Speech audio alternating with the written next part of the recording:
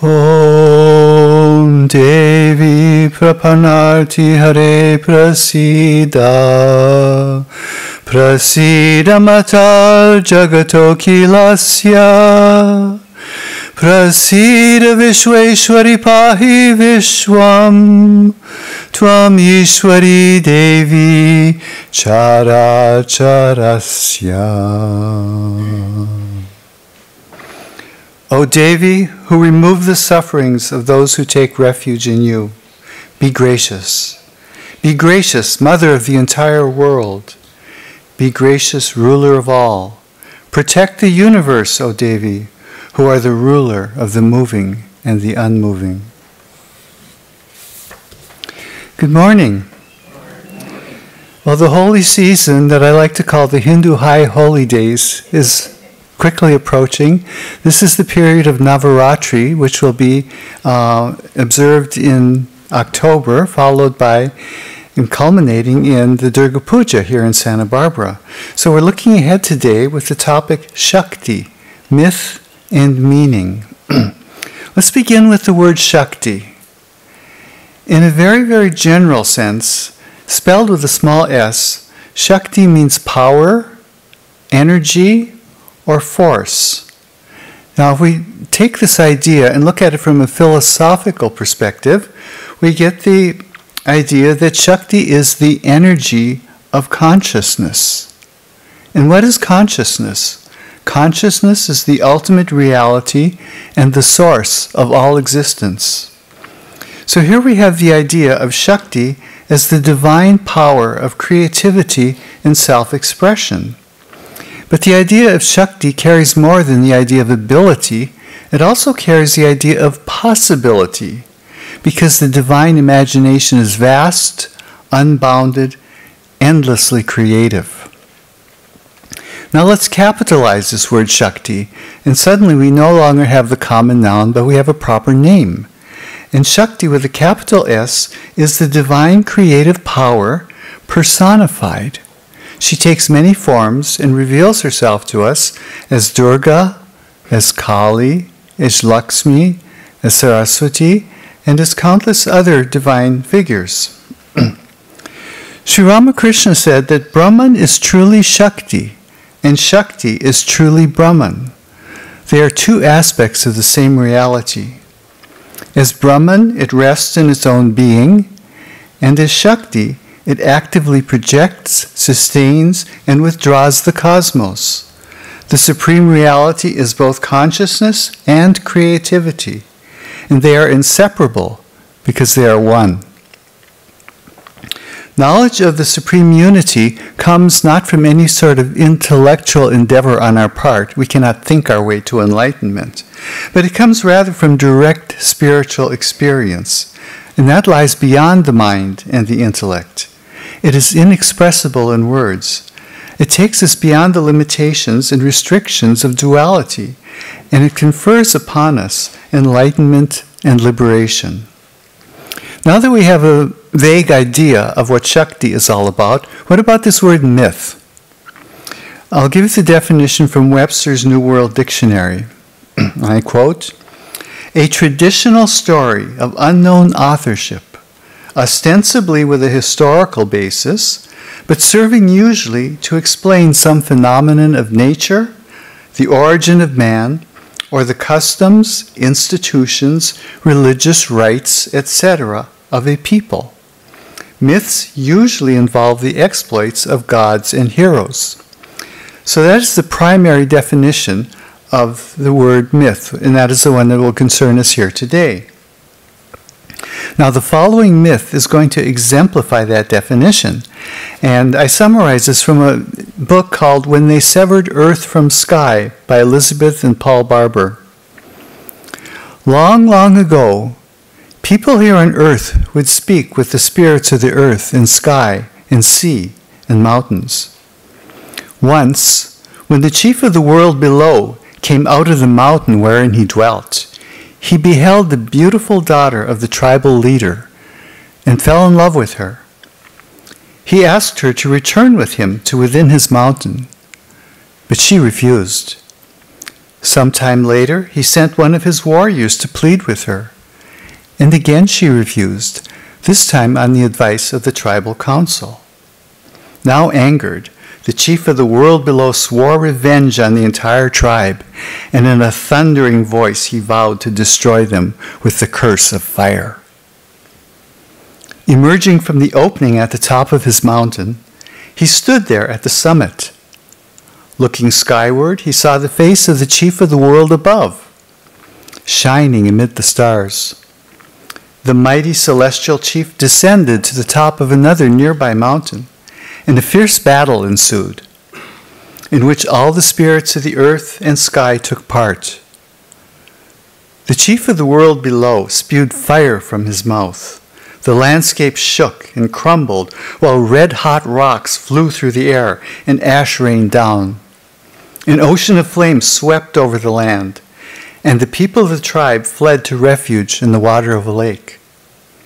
Then 2 shamans of the tribe resolved to appease the angry spirits by ascending the fiery mountain and throwing themselves in.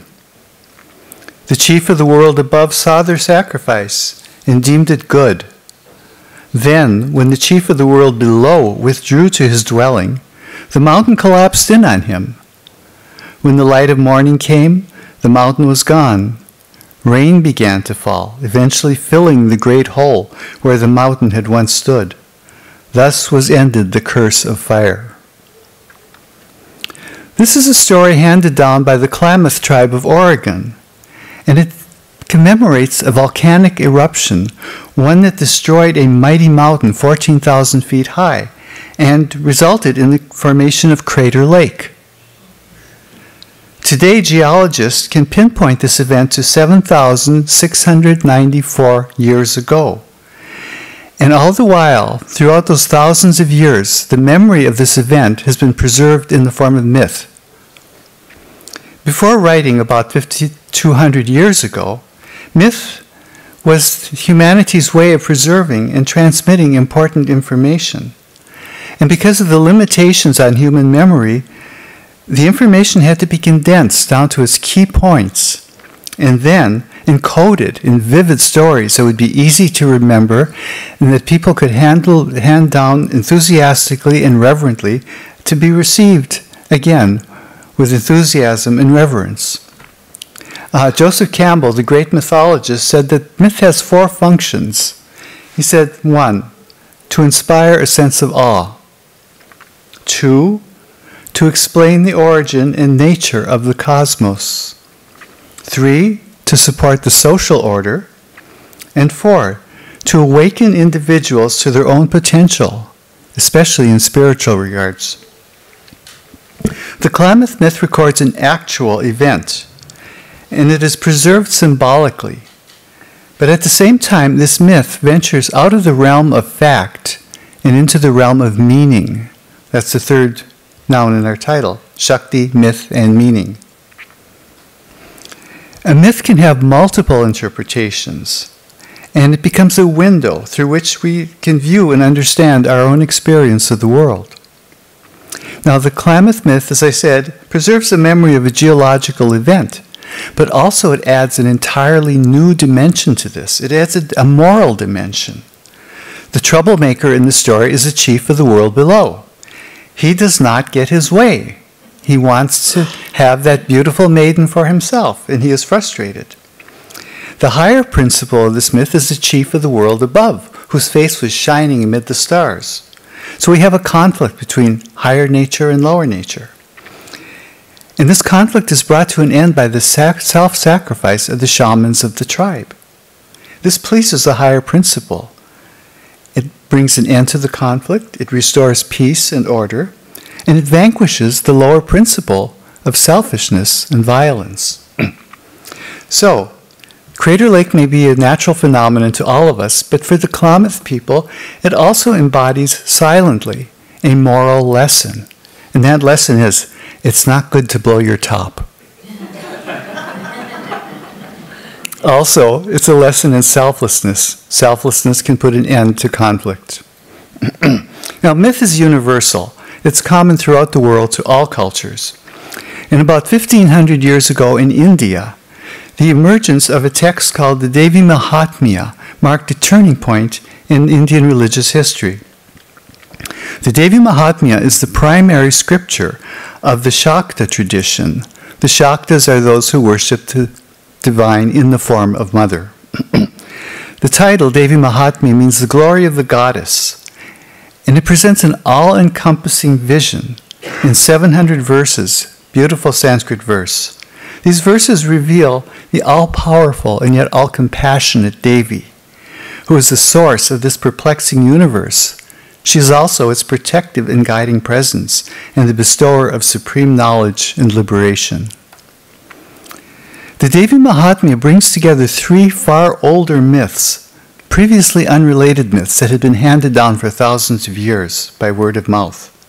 Now, as far as we can tell, none of these embody any sort of geological or historical information, and they don't seem to explain physical phenomena either. Instead, these myths are rich in psychological, philosophical, and spiritual truths. So the Devi Mahatmya integrates into a single narrative these three myths. It does so by means of what is known as a frame story. And the frame story is basically this outline of a king who is betrayed by his subjects, a merchant who is betrayed by his family, and a holy man in the forest with whom they seek guidance. And he leads them out of their despair by telling them the true nature of themselves, the world, and all that is. So these are the three stories that tell how the Devi vanquishes the forces of ignorance and evil. Now, these forces of ignorance and evil are portrayed in the Devi Mahatmya's myths as a host of grotesque and horrific demons.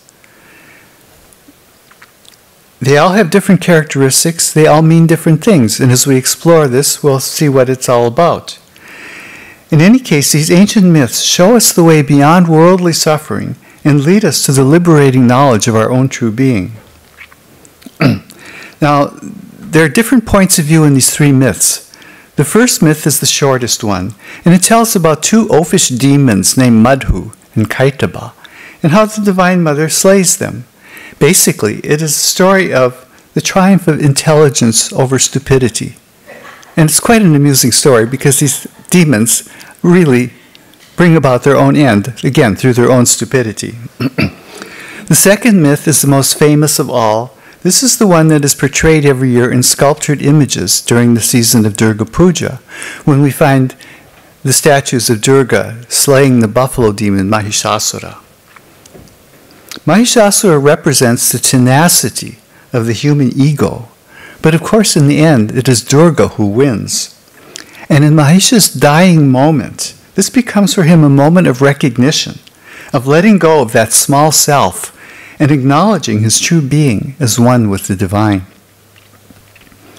Myth number 3 receives less notice, but it'll be the sole focus of the rest of our talk this morning. It's the longest myth of the three. It's the most elaborate.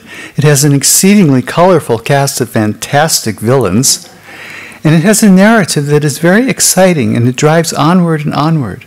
It shows all the ways in which the Divine Mother and her positive energies can conquer the foes of our own ignorance, our own lower nature, to reestablish the knowledge of our own true being. So the myth begins out like this. Long ago, two demon brothers named Shumbha and Nishumbha grew arrogant with power. Like Mahishasura in the preceding myth, they cast Indra and the other gods out of their heavenly abode and seized sovereignty over the three worlds of the heavens, the atmosphere, and the earth. They claimed possession of everything. Well, almost. One day, Chanda and Munda, two servants of Shumbha and Nishumbha, are out for a walk when they notice a young woman of surpassing beauty sitting on a mountaintop and radiating her beauty all around.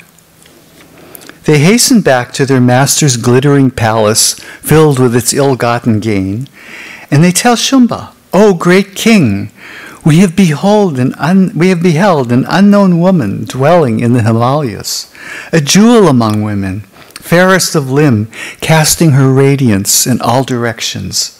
Master, whatever gems and jewels, elephants, horses, and other riches exist in the three worlds, all those now enhance your dwelling. You have appropriated from others all things of value. May you learn who that goddess is and take possession of her as well." What does the beginning of the story tell us? First of all, the Supreme Devi is represented in her loveliest and most benevolent form, the goddess Ambika. And the word Ambika means mother, but it also carries the idea of both reverence and affection. So Ambika is a very beautiful, most sattvic aspect of the Divine Mother. The chief villains in this tale are Shumba and Nishumba.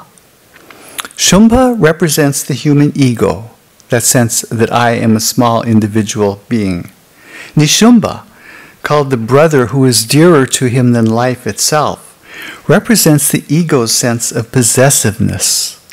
These two are very closely linked, the principles of I and mine. In other words, we can say that human individuality and human possessiveness are almost inseparable. This happens because we have forgotten our true identity as the Supreme Self. Instead, we identify with the inferior ego self. We forget our own infinite fullness, our own essential perfection, and instead we focus on this idea of this unique, limited individuality. It is created by and subject to all manner of limitation and imperfection. It's also known as the human condition. Now, how do we deal with it? Here's where all the subordinate demons of this myth come into play. Besides Chanda, Shumba, and Nishumba, the ego and its sense of mineness, we first meet the servile Chanda and Munda. You've all heard that expression, inner demons. People speak of having inner demons. Well, these represent the negative aspects that we carry within us. All of our faults, our failings, our jealousy, our pettiness, our vindictiveness, they reveal us at our worst. And in the myth, all of these inner demons take on vivid forms and personalities. Near the beginning, we meet the fawning, sycophantic Chanda and Munda. And their purpose is to gratify the ego. They do it by flattery. And then beyond that even, they point out to Shumba that beyond what he already possesses, there's more. There can never be enough. And so they call his attention to this beautiful woman. And then they basically say, you're entitled to have her. So we have the flattery, then we have the incitement of desire, and then the sense of entitlement, that you deserve this. And so Shumba, his desire now kindled, sends another demon, the smooth-talking Sugriva, to approach the Devi. And he says to Sugriva, "Go to her and speak such words on my behalf that she will be delighted and will quickly come to me." And Sugriva goes, and he's effusive in this praise of his master. And then he flatters the Devi also with honeyed words spoken in unctuous tones. Now the Devi Ambika looks at him and she says, "You have spoken the truth. There is nothing false in what you have said." Now she's not accepting his lies, but rather she is acknowledging the fact that the ego has many ways of deception and self-aggrandizement. Beyond this, her refusal to accept the mendacious proposal underscores the higher principle of abiding by the truth. Philosophically as well as practically, the Devi's refusal represents the principle of not taking appearance for reality. In her discernment, she knows that what Sugriva promises is not exactly what will be delivered. And so the Devi tells Sugriva, if Shumba really wishes to attain me, he'll have to conquer me in battle. So the idea here is important. Basically, what this means is if we wish to realize our higher divine self, we're going to have to make an effort. We need to engage in some sort of spiritual practice. Back at the palace, Shumba receives the messenger's report, and he flies into a rage. And this is a message that when the ego doesn't get its way, the frequent result is anger. So next he summons another one of his demons, Dhumralochana. And the name Dhumralochana really indicates that this demon is a dim-witted thug. And so Dhumralochana is dispatched with an army of 60,000 demons, quote, to take the Devi by force if need be, grabbing her by the hair and dragging her back, kicking and screaming. There's a message here. If the frustrated ego wants something badly enough, how it gets it doesn't matter. Consequences be damned. And so what happens is a terrific battle breaks out. And of course, the Devi is victorious over all of these demons. And this offers us a clue that our higher nature can overcome our lower tendencies. This is something to keep in mind all the time. Our higher nature can overcome our lower tendencies. So when Shumba hears of Dhumralochana's defeat, well, he says to himself, this is so not over. So again, Chanda and Munda appear on the scene, and he says to them, go fetch that vile woman and bring her back without delay. So this frustration can turn an object of desire into an object of resentment and hate. And why is that? Well, in this particular case, the Devi's refusal offends Shumba's sense of entitlement, his sense of self-worth. And above all other activities, the ego's top priority is to inflate and defend itself. So Chanda and Munda set out with a large army of demons, and they go to the foot of the mountain where the Devi is residing. And she's sitting there atop the golden mountain peak, smiling gently. The demons begin to approach with swords drawn and their bows poised in readiness. And then something extraordinary happens. The Devi cries out angrily. The beautiful, gentle, radiant Devi Ambika cries out angrily, and from her face turns as black as ink. I'll read the passage from the Devi Mahatmya in the exact words of what happens next. From her scowling brow, Kali sprang forth, frightful of countenance, and armed with a sword and noose, bearing a strange skull-topped staff, adorned with a garland of skulls, and clad in a tiger skin.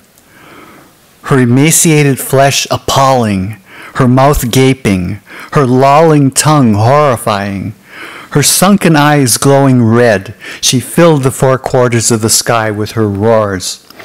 Swiftly falling upon that great demon army, she slew and devoured those hosts of the gods' foes. So that's an actual passage of the Devi Mahatmya. Next, Kali rushes at Chanda, seizes him by the hair, and severs his head.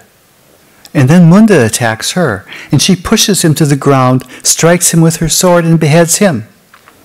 The demon army, seeing this, panics and flees. And so Kali picks up these two severed heads of Chanda and Munda, and she presents them to the Devi Ambika as offerings in the sacrifice of battle. And because of this, Kali in her fierce aspect has come to be known as Chamunda Kali. Now the Divine Mother reveals herself in various ways for various purposes, and that's what this particular episode tells us. We think of the Divine Mother as all sweetness and light, but no, there's more to it than that. There is the auspicious, gentle Ambika, but there's also the horrific Kali who springs from her scowling brow. As the Supreme Shakti, the Divine Mother embodies all the energies of the universe and beyond the universe. She has aspects that are both Saumya, gentle, and Ugra, fierce. And the lesson here is we must go beyond our fear and come to the Mother in love. You cannot, what you love, you cannot fear. And Kali takes us beyond all fear. Now Kali's sword also plays an important part here. The symbolism of the sword is this. The sword is called the Jnana Khadga, the sword of knowledge, and it represents the ability of our own minds to cut through appearances and to see things as they truly are. We call this viveka, discernment. And so the Divine Mother uses the sword to slay the demons Chanda and Munda. These are the ego's capacity for self-praise and self-deception. It's a humbling moment. And it gives rise to a nagging, gnawing doubt that maybe I'm not as good as I thought I was. Maybe not good enough. Maybe I have my deficiencies. But at the same time, the ego is not about to let that be known. And so with Chanda and Munda slain, Shumba is now subject to self-doubt, and he's pushed to extremes. Desperate situations call for desperate measures. And here, with all sense of reason lost, he orders the remaining demons to gather and go forth to battle. Now it turns out, of course, that the finite ego self is only a puny match for the infinite Supreme Self. So as the battle escalates, the Divine Mother will reveal that there is no kind of demon, no kind of fault or failing that she cannot counter with some expression of her own power. Again, I mentioned earlier we speak sometimes of our inner demons. We also speak of our better angels. Now at this point, until now, the gods have been mere onlookers in all of this struggle. But now, from the bodies of the gods, the Devi summons forth 7 Shaktis. These are diverse expressions of her own power. They're known as the Sapta Matrika, the 7 little mothers. And their names are Brahm Hani, Maheshwari, Kumari, Vaishnavi, Varahi, Narasimhi, and Aindri. Now what do each one of these represent? We all face temptations, challenges, and adversities in our lives. And at every one of those moments, we have a choice. Are we going to respond in negative, foolish, or harmful ways that not only hurt others, but also ultimately ourselves? Are we going to give free rein to our inner demons when we run into difficulties? Or are we going to call on aspects of our higher nature, our inner strength, our resolve, our wisdom, our love? These are what will lead us to do what is best. And so the 7 little mothers represent these diverse expressions of the one Shakti. Now they are her diverse and positive powers, but they are also her diverse and positive powers reflected in human consciousness. They are available to us anytime we need them. So the first of these is Brahm Hani. Brahm Hani represents purity itself. She's portrayed as riding in a chariot drawn by swans, and she carries a pot filled with holy water, which she gently sprinkles here and there, leaving the demons sapped of strength. And what does this mean? This means that every one of us has an inner voice that can restrain us when we need to be restrained. We might call this conscience, or perhaps we'll call it our own innate decency. But this is a positive response to a negative situation. Additionally, the swan's beak, according to Hindu folklore, has the ability to separate milk from water. And so the swans that drive her chariot represent again this power of discernment. This is the power that guides us away from selfish pursuits and turns us instead with delight to the higher principles of life. Maheshwari is the Shakti of Maheshwara, Shiva, in his form as the Lord of Yoga.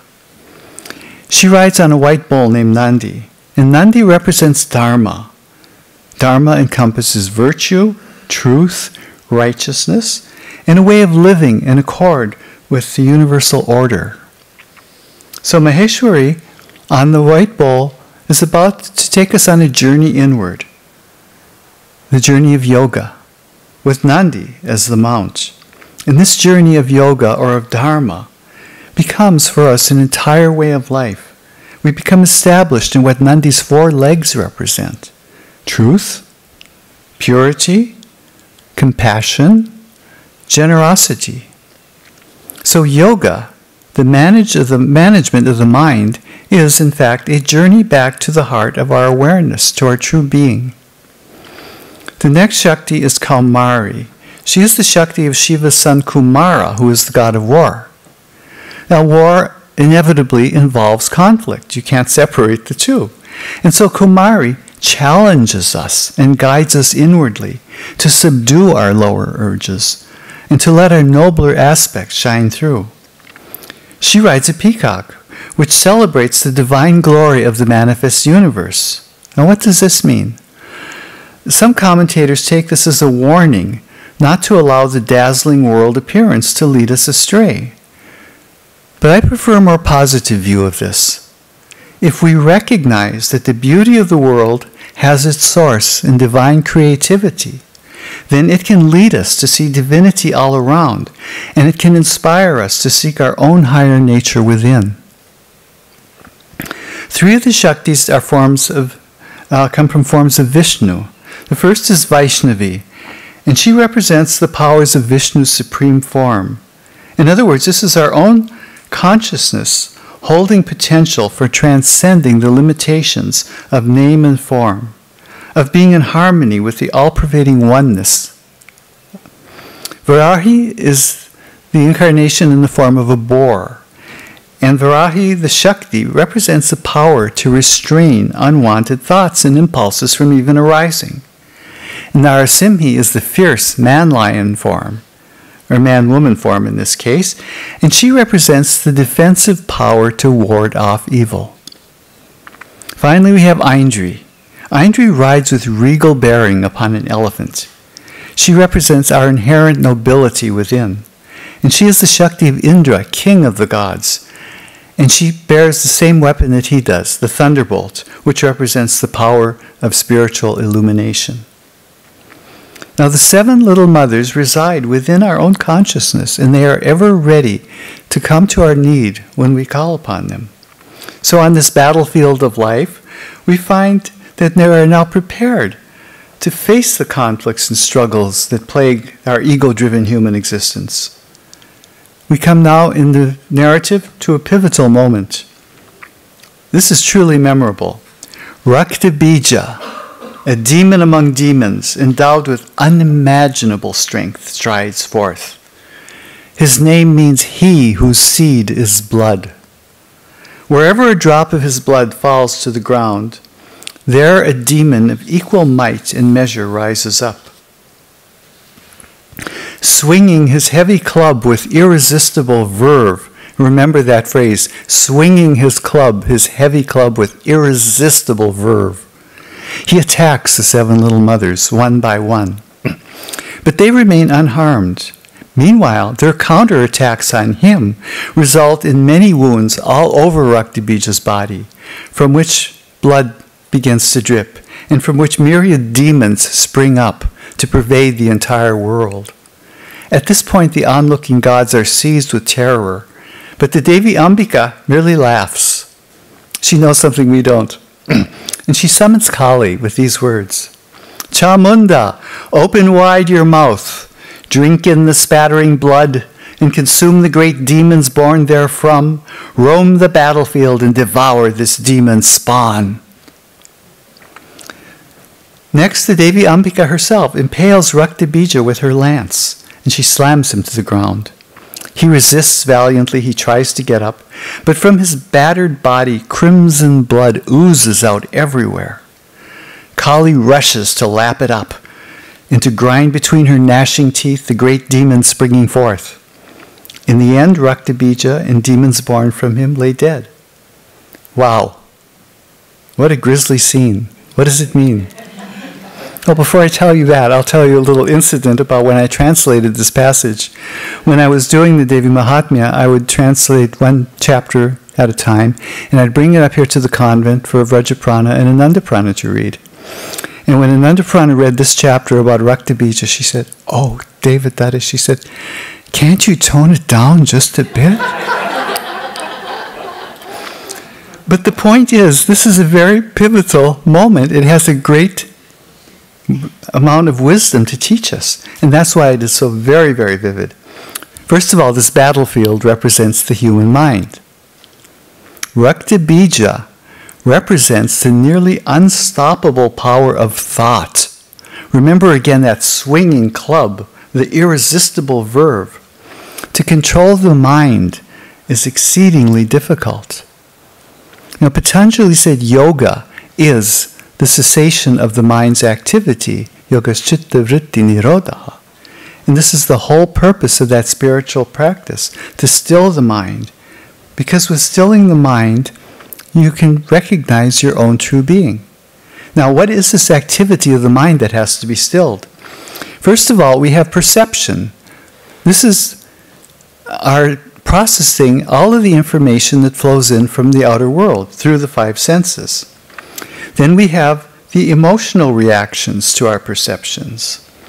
Then we have the processes of thinking, reasoning, associating, conceptualizing. And then over and above that, we have the desire to make things our own, or the desire to have things our own way. So these are all activities of the mind. And no matter how hard we try, sitting in meditation, doing whatever we can, we find that our mind wanders or jumps from here to there. Incessantly, one thought begets another, like the endless demons born from the drops of Rakta Bija's blood. So this imagery, this powerful, grisly imagery, represents the normal, unruly state of human consciousness. Our mental energy is scattered, unfocused, divided. And this is the point that the author of this myth wanted to make, and did so in very strong terms. Now, this raises a question. Is all mental activity bad? Of course not. Mental activity is, in its essence, the creative capacity of consciousness at work. The seven little mothers represent that activity of consciousness in very positive ways. Our own minds represent, with their inner demons, the power of that creativity in negative ways sometimes. But beyond the positive and the negative, there is that singular divine consciousness, the consciousness of the mother herself, which lies beyond all ideas, but from which all ideas arise. So the world of human awareness that we live in presents us with pairs of opposites, and the opposites define each other. And we become caught up in this complexity, in every possible combination, predictable to utterly preposterous, in harmony with them or in discord. We have harmful thoughts, restless thoughts, disquieting thoughts, anxious thoughts, virtuous thoughts, generous thoughts, loving thoughts. Every possible quality and value expresses itself in our thoughts. So first, the idea is to observe our own mental activity, and then to reject the negative, to replace it with the positive, which reflects our better, higher nature. This is an effective strategy, and this is symbolized by the seven little mothers at this point in the battle. But again, in the end, mental activity is mental activity, and we must learn eventually to still all the thoughts, both good and bad. That alone will take us beyond this limitation of our human existence. So in the myth, Chamunda Kali slays Rakta Bija. This tells us that Chamunda Kali, this fierce aspect of the mother, represents the power of concentrated awareness that alone can subdue the undisciplined mind and calm the incessant waves upon this sea of mortal existence. This Kali sword, again, represents the ability to penetrate the appearance of duality, to recognize the pure, underlying, undivided consciousness that is the true nature and essence of all things. This is Kali's essential nature, and it is our essential nature. So now we proceed to the final act of the myth. There are two more demons to go, Nishumba and his brother Shumba. They see Rakta Bija lying dead, and they begin to fight furiously against the mother, in almost what you might call an elaborate dance. Nishumba is arrayed in magnificent armor, but he is struck down. And once he's struck to the lowly ground, he tries again to stagger to his feet. And when he does, he manages to sprout 10,000 arms. And within 10,000 hands, he's holding 10,000 discuses. He throws them at the Devi. And the Devi, she takes her spear and she pierces through his heart.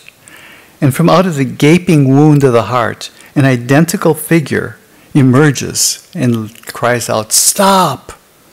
The Devi laughs and she lops off his head with her gleaming sword. Again, the sword of knowledge. In this way, Nishumba meets his end. Now, the meaning here, there's so much meaning. First of all, we have the almost inseparable brothers. When they were fighting with the Divine Mother, it was like a choreographed dance. Again, Nishumba is the ego sense of attachment. Shumba is the ego itself. And they work closely together. They're dancing together in this play of life. It is next to impossible to separate myness from I-ness. Only the mother can do that. So the ego, Shumba, is this false sense of individual selfhood. That sense depends on the limitations of mind, senses, body for its very existence. We create our own sense of separate identity. But there's also Nishumba. He is that power to claim things as its own. So we might say that the sense of attachment, the sense of mindness, is the glue that holds our personal identity together. Constantly we fashion our sense of self from things that are not the self. We identify with the body, with all its characteristics, how it looks, how it feels, how it appears to other people at any given time. And then inwardly, we identify with all things mental, our characteristics, our abilities, our intelligence, our lack of intelligence, our moods, our feelings, whatever else is going on inside of our heads at any given moment, we identify with that. And that becomes a part of who we are. These are all ingredients of the individual personality. Now, the identity also depends upon other people, the people in our lives who we interact with, who we relate to, the roles we play in relation to them, and how things are going at any given moment. And so our sense of self is colored by innumerable and constantly shifting factors. And this is Shumba in Nishumba's dance. Now, acquiring this and that, reputation, influence, wealth, possessions, they all add to this burden of personal identity. It gets bigger and heavier the longer we allow it to go on. And then, the more we think and act as we think we are expected to think and act, the more we lose sight of any larger sense of self beyond this personal limitation. So if our happiness and our misery are dictated by other people and conditions and objects outside of ourselves, we lose all of our autonomy. We live in a state of bondage. But still we cling. And this is Nishumba, this fearful clinging that seeks to hide the ego's inherent limitation, his dazzling shield. He holds it up as a sign of personhood, and it is his self-importance. He's holding it up for all to see, and it sends a signal to them. Suddenly, in all his splendor, the Devi casts him to the lowly ground. And he rises in desperation, sprouting the 10,000 arms. With his hands, he throws these 10,000 discuses at her. These are pieces of his individual identity. At this point, he has no choice left but to hurl them at the Devi as a last desperate statement of who I am. And then after that, he stands there defenseless. All those ideas of self-definition irretrievably scattered. And here's where the Devi pierces his heart with her spear. Again, the spear is that penetrating power of insight. And from this gaping wound in the heart, an identical demon steps forth, but without all the trappings of grandeur. So even when everything else is gone, the principle of attachment lingers on, reluctant as ever to let go. But exposed and defenseless as he is at this moment, he cries to the Devi to stop. And she delivers a death blow. She beheads him with her gleaming sword. Again, that sword of knowledge, the ability to see things as they truly are. Now this would be the end except for Shumba, the last demon standing. Seeing the lifeless body of the brother who was dearer to him than life itself, he is overcome with both rage and grief, and he screams at the Devi.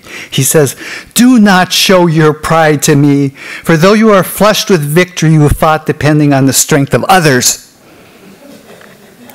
And the Devi says quietly, "I am alone here in the world. Who else is there besides me? Look at all these. Kali, the 7 little mothers, they are but projections of my own power. Behold them now entering back into me. I have withdrawn my many forms and stand alone in the glory of my power. Now, I warn you, be resolute in combat." Okay, this is a very important moment. When the Shaktis merge back into the body of the mother, we catch a glimpse of her transcendental, eternal oneness. Just a momentary intuitive flash. But even so, Shumba, the ego, is still not ready to give up. So while the gods look on, the Devi and Shumba engage in fighting more intense than any they have yet seen. But no matter how hard Shumba tries to defend himself, he is no match for the Devi. And finally, with every one of his weapons broken, all of his defenses gone, he seizes the Devi, and they leap high into the sky and continue the battle midair until she flings him back to earth, where he lands with a heavy thud. Now the significance of this is, on the ground, Shumba represents the ego as we understand it in the context of our day-to-day living, in the context of our mundane lives. When the battle goes above the earth into the sky in midair, it enters its final phase. And here now we see Shumba in his subtlest form, without the trappings of his unique personality, which were represented by Nishumba's grasping nature, without all that glitter and pomp. Shumba is now revealed as the very principle on which the sense of I rests, from which emerges the ego as we understand it. Now this principle is called ajnana, ignorance or unknowing. It is the primal forgetfulness of our own true original nature as the one supreme self. It is the one final obstacle to our self-realization. Now it is this unknowing, this ajnana, that gives rise to the idea that I am a separate being, one of countless separate beings. And then from there, I will make myself unique. This principle of individuality, even before it claims any characteristics and clothes itself in them, is that last obstacle veiling our true identity. And so, back to earth with a heavy thud. This marks the defeat of the ego. It is that final letting go. That final letting go of which we are all so terrified. This is the dawning of self-knowledge. And so, it's indescribable. And the teller of the myth knows this, but tries to hint at it in ways with which we are familiar. And so the narrative ends by saying that when Shumba is lying there dead with the spear through his chest, the power of true spiritual insight has pierced this last veil of unknowing. All the earth shudders in the cataclysm of his departing life breath. In the final stillness, the flaming clouds disperse, the sky clears, the sun shines once more in full glory, and the universe rests in bliss. Throughout this third myth, the vivid imagery and fantastic characters have shown how the individual self, born from the ignorance of its own true nature, and burdened with all manner of limitations and dissatisfaction, makes its way gradually through the pleasures and pains of human existence, moving slowly toward that ultimate recognition of its own true being. The story of the Devi's victory over the demons, culminating in Shumba's destruction, is presented in terms of battle. But really, what sort of a battle is it? The journey to self-knowledge need not be a dire struggle. Granted, it requires discipline and constant mindfulness, but such practice should be embraced with enthusiasm and joy. We can make it a struggle against our lower nature, but wouldn't it be easier to make it an affirmation of our own higher being? After all, the content of our consciousness is what matters, and the goal is the direct experience of what we truly are. Satchidananda, being, consciousness, bliss, absolute. In this myth, enlightenment or liberation is portrayed as the death of the ego. But in reality, what does that mean? Only the giving up of a lesser identity for one that is immeasurably greater. The supreme identity is eternal, self-luminous consciousness, shining in perfect wholeness, beyond time and space, beyond name and form, beyond cause and effect. The Devi in her highest aspect as the supreme Shakti is identical with the supreme self or Brahman. So when one's innermost self and the Devi's essential being are recognized as one and the same, all distinction vanishes in the joy of the ultimate non-dual knowledge. So again, what is the death of the ego? Only the melting away of a boundary, the dissolving of that final veil of unknowing, and the awakening to the ever blissful fullness of self-realization. Sarva Bhuta Yada Devi Bhukti Mukti Pradayini Tvam Stuta Stuta Yekava Bhavantu Paramoktaya. O Devi, who have become all things, who bestow enjoyment and liberation, when you are praised, what words, however excellent, can extol you? Om Shanti Shanti Shanti. Peace, peace, peace.